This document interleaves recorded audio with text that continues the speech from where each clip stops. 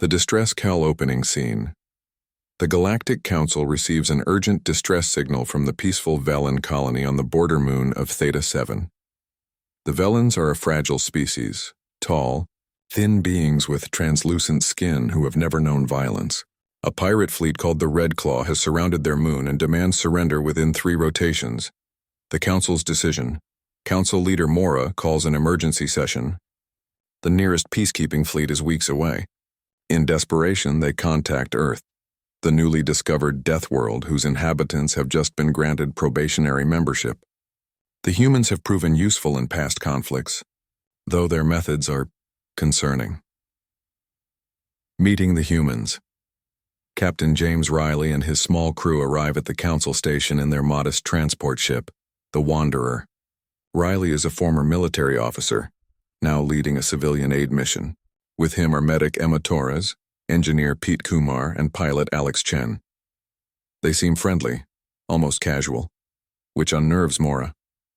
The misunderstanding. Mora explains the situation carefully. We need a peaceful resolution, perhaps negotiation or rescue extraction. The Velans are defenseless, they have no concept of warfare. We must handle this delicately.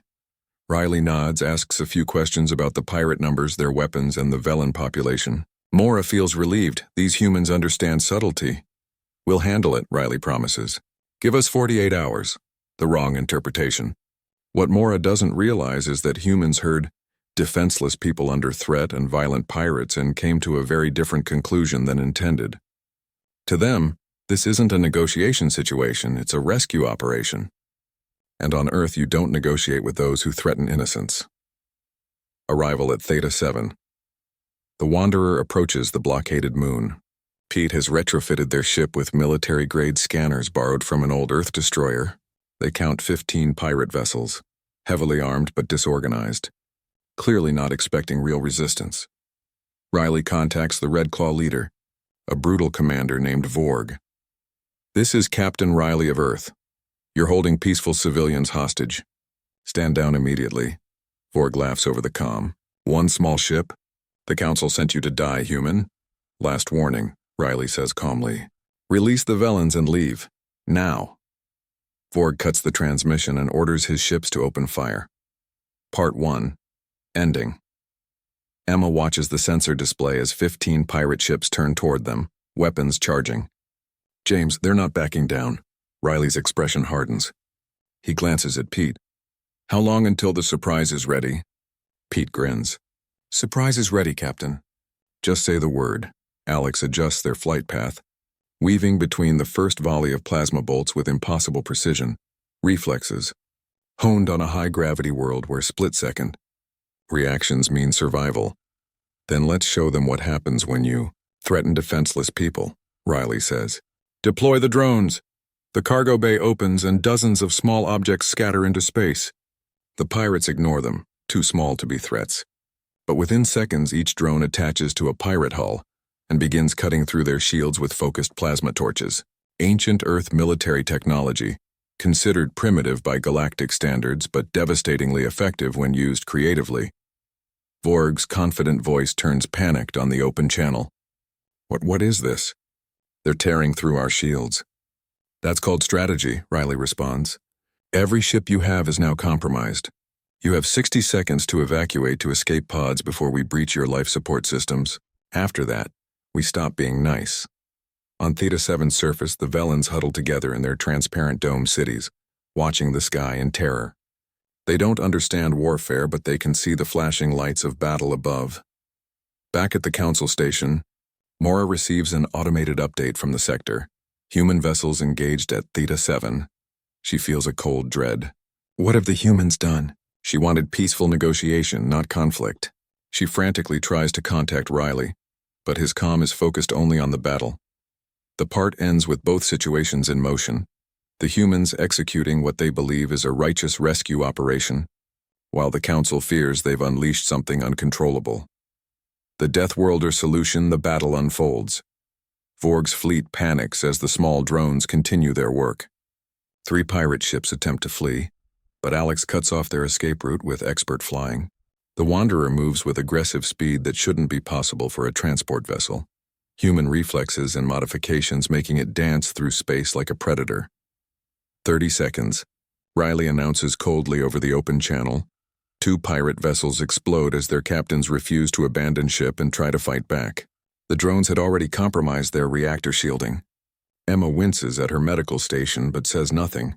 Pete watches his screens, tracking each drone with calm efficiency. Escape pods launching. Alex calls out. 12 ships evacuating. Within minutes, the Red Claw fleet is reduced to empty hulks and scattered escape pods. Not a single shot was fired by the Wanderer itself. The pirates never stood a chance against tactics they couldn't predict. The Velen response. Riley opens a channel to Theta 7's surface. This is Captain Riley. The threat has been neutralized. You're safe now. The Velen elder Lyra appears on screen. Her translucent face shows confusion and fear. What happened? We saw explosions.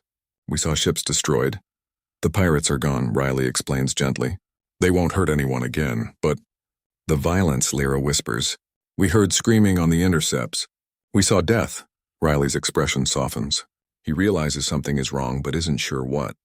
Ma'am, they were threatening to kill your people. We stopped them. By killing them? Lyra's voice trembles.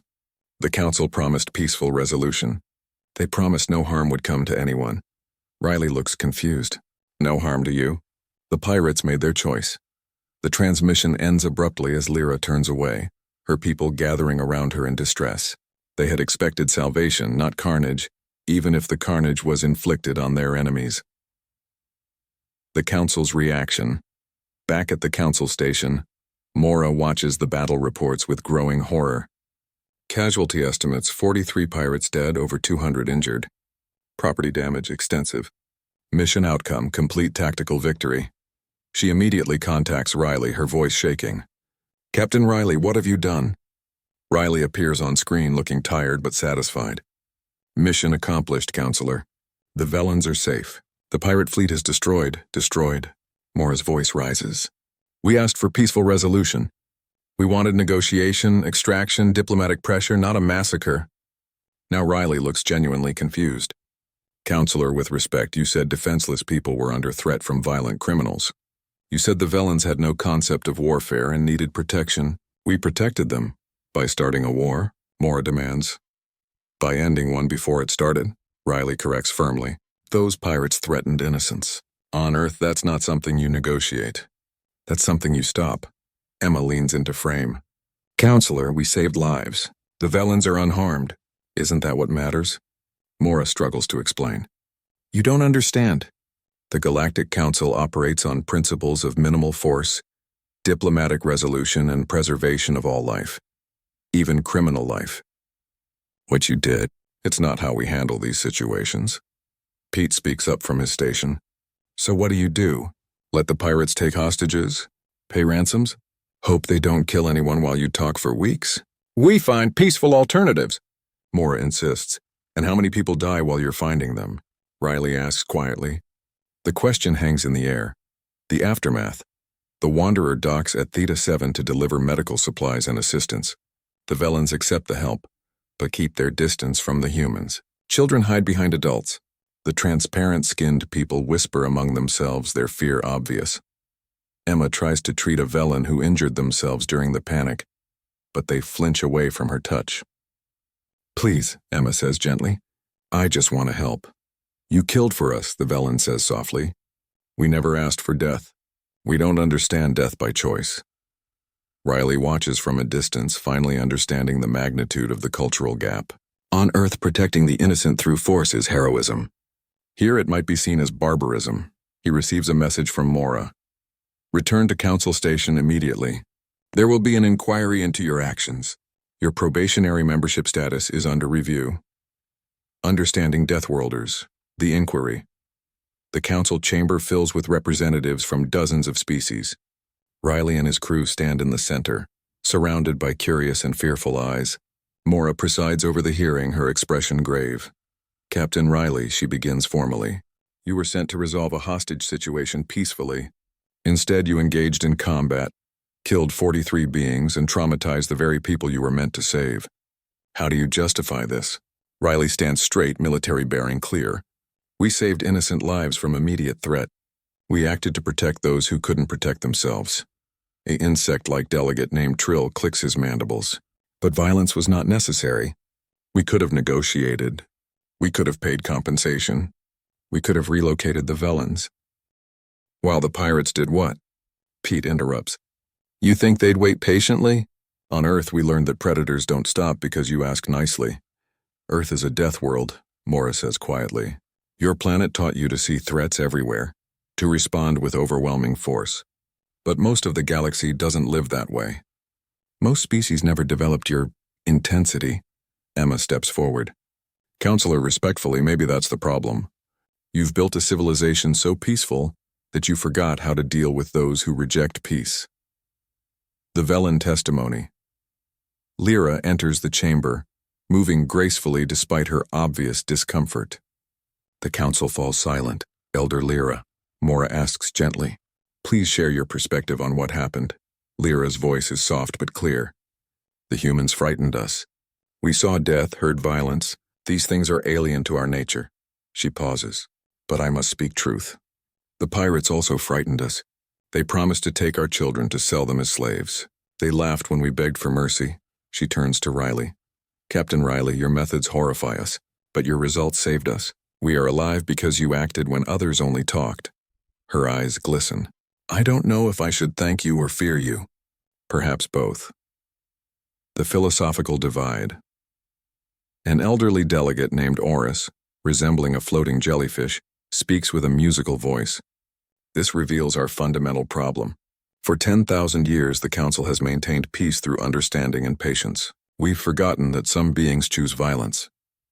The Red Claw has raided 17 colonies in the past year. Oris continues. We've negotiated, paid ransoms, relocated victims. The attacks continue because we've taught pirates that we won't truly stop them. Mora looks troubled. Are you suggesting we adopt human methods? Become warriors ourselves? No, Oris says. We cannot change our nature. But perhaps we need those who can do what we cannot. Trill objects loudly.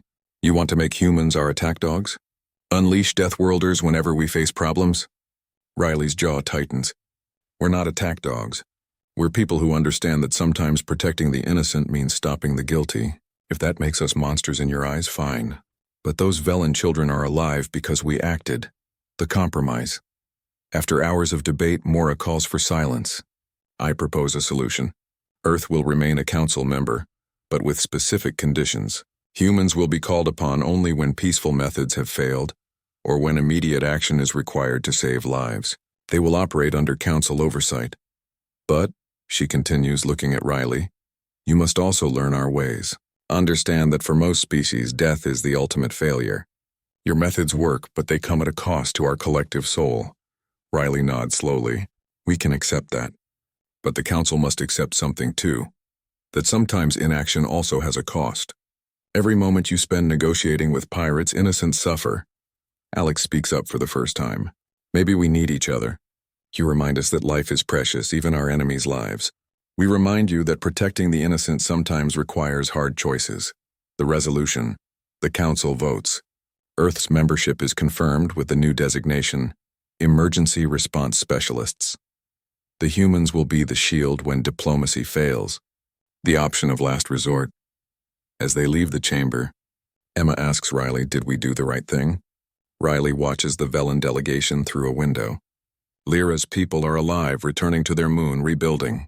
We did what we could live with, he says. That's all Deathworlders can ever do. Mora approaches them one last time.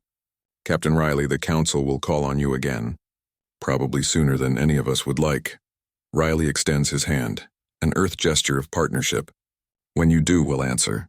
Just make sure you understand what you're asking for. Mora hesitates, then takes his hand. Two philosophies meeting in the middle. The end.